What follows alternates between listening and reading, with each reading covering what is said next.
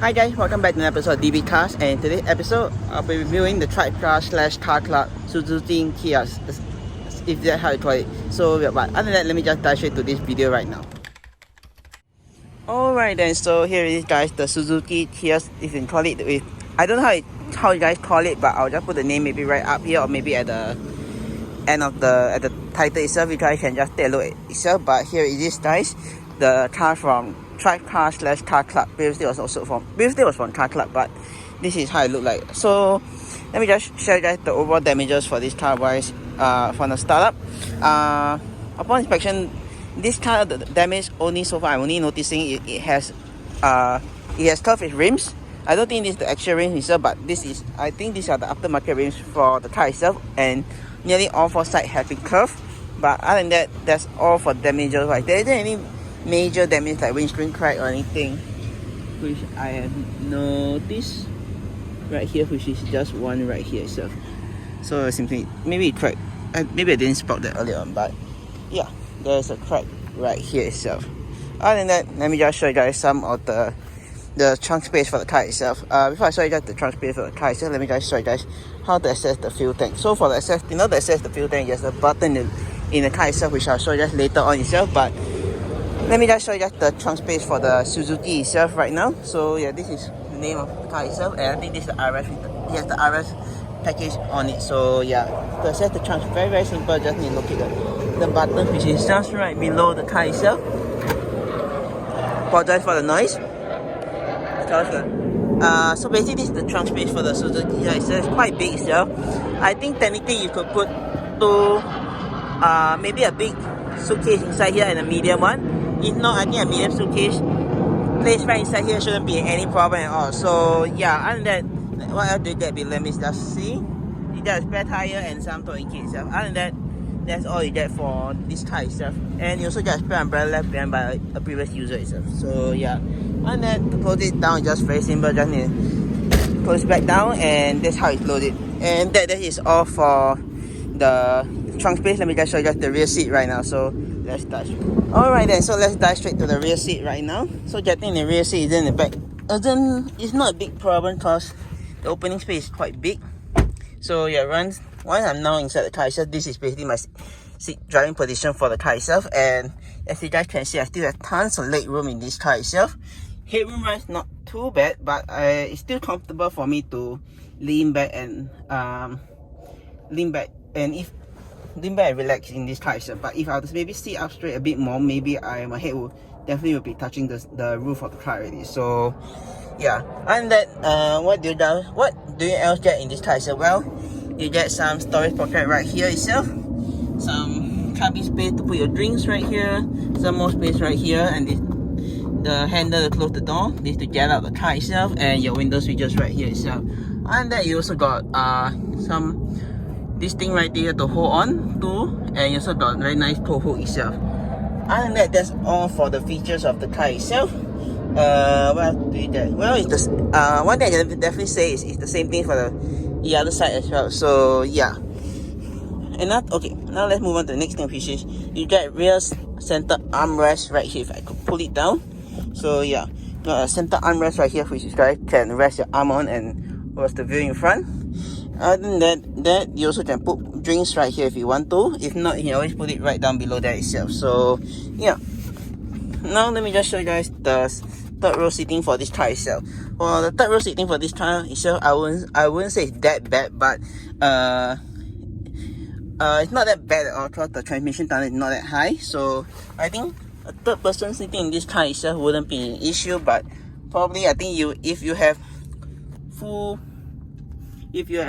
you were to have 3 full-grown size adults, I think will be an issue because you definitely will be hitting your shoulder to shoulder on either side of the passenger itself. So yeah, but probably I think best would be if you put maybe a small kid right here and another small kid right here. It wouldn't be an issue. But if you were to bring adults wise, probably not the best option wise itself. So yeah, other than that, you got a center lighting right here which you can turn on or off. So in this case, it is supposed to be on, but I think the light blue or something, not too sure.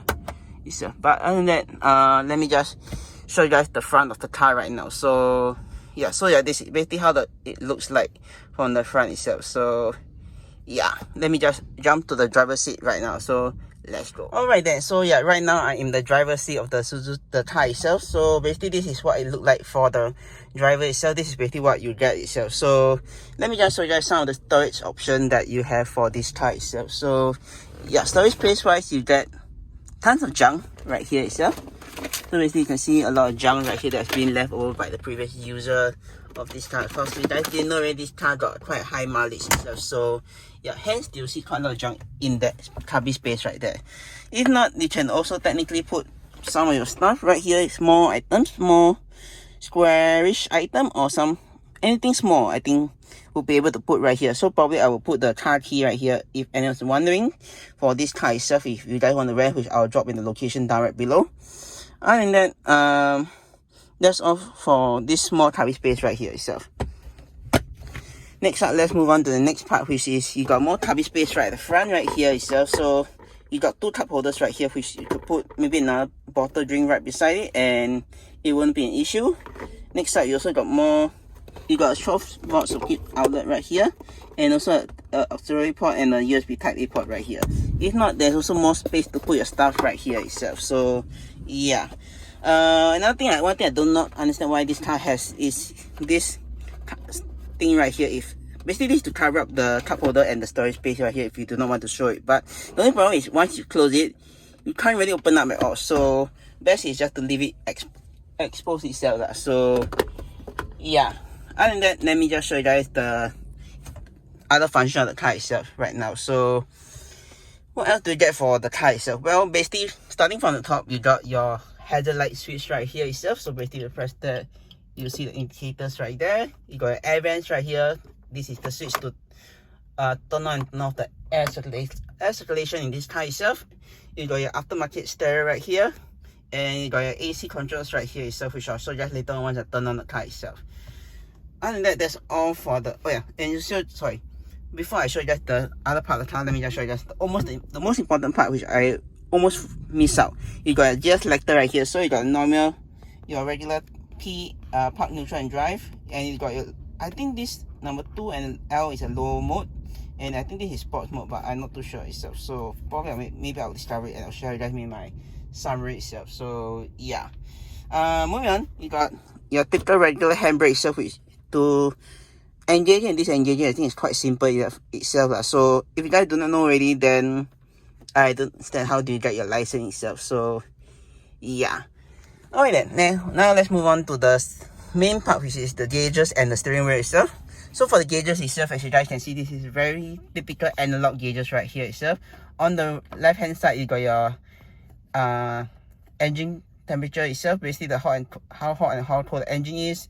You got a rev gauge right here, your speedo, and your fuel gauge right there itself. So yeah, these two things which I'll show you later on once I turn on the car itself, because this knob right here itself requires the car to be turned on itself. So yeah, moving on, we got your stocks on the left. So on the left hand side, you got your wiper stocks right here. So to engage it, just pull all the way down. Disengage is the other way around itself. Towards the wipers, it's just pull back. To engage one side, just upwards itself. So very simple itself. On the other side, you got is a different story. On the other side is your indicators and your light switch. So to engage the lights, you just need to put the knob. To off it is the other way around. Flash is this way. High beam is the other way itself. So yeah, and to indicate, it's very simple, just up or down itself. So very simple. Other than that, that's all for the stock itself. Now let's move on to the main part, which is the steering wheel itself. So on the steering wheel itself, you got your switches right here to control the infotainment, but in this case it doesn't work at all, so it's useless itself. So yeah, other than that, but if it does work, you got your mute switch, your volume control, and some of the features for the infotainment itself. So yeah, right down below you got your Bluetooth connectivity. So if you want to pair your mobile phone to the car stereo, you can do so by pressing this Bluetooth button, and these two are just to engage and disengage the car itself. So yeah, very simple. Now let's move on to the next part, which is this thing right here. I think this switch right here, out of the 4 available switches, they could place something here. They place just one switch, which is the fog light. And there's really nothing else you could do with this switch itself. So yeah, All right, now let's move on to the next part, which is, oh yeah, right down below there you also got your hood release itself. So you just press that and you'll be able to access the hood. And yeah, that's all. Moving on, you got your window switches right here and your lock and unlock. This is to fold the mirrors itself or adjust the mirrors right here. So basically to adjust mirrors, just swerving the knob on either side and just doing something just like that itself. So yeah, and I think that's basically all for the car itself. Now let me just turn on the car for you guys to show you guys some of the other features that is available when the car is turned on. So to turn it on, you just hold on the brake itself and hold the stop button itself. So one press, then the other press to confirm that you want to turn on the car itself, and the car will just turn on just like that itself. So yeah, so basically now the car is turned on. This is what it looked like when the car is turned on. Basically, okay, this is what it looked like with the car turned on. There's nothing much to show you guys other than the two switches which I showed you guys earlier on. So basically this on the right hand side is just to adjust the range itself. Is you guys can see right here, I'm going to press the button just to take note of that. So basically it's only these two which you could, these three functions which you could adjust. For the other side, let me see what it does. So basically just trip information, trip A and trip B. Other than that, really nothing else itself. So yeah. Moving on, you got the infotainment itself, which is it's an aftermarket one, so I don't really know much about it. But if you guys want to play around, you can possibly play around with this to find out more about it. So yeah. Alright then, now let's move on to the next part, which is just right down below here itself, which you got your AC control vent itself. So basically on the left hand side is to adjust the temperature, on the right is to adjust the fan speed, and right down below here you got your display air function and also directing air directly into the car itself. You got your turn on your AC, turn off the AC. If you want to turn on again, you must press auto, then you just turn on itself. So yeah, and if you don't want auto climate, then you can just press this to disengage climate. So yeah, the mode which is to just adjust the airflow in the car itself. So yeah, your front rear defrost. This is quite simple, and this is your rear defrost itself. Other than that, I think that's probably it for this car itself. There isn't really much to show you guys. Oh yeah, for this car itself, other than the last thing, which is the sun visor for this car itself. Alright, no light itself, unfortunately. Same for the other side. And you got a light switch right here, which you just press to turn on itself, turn off itself. This, I think, let me just show you guys this. Okay, I think seems like this light has blown, so there isn't any light at all. So yeah, that's the downside. Other than that, I think that's probably it for this car itself. So yeah, let me just show you guys my overall thought and summary for this car right now, and I'll catch you guys in a moment time itself. So oh yeah, and if anyone's wondering, this is how the key look like for the Suzuki Ciaz itself. So basically just very simple. You got the lock and unlock right here and the trunk release button.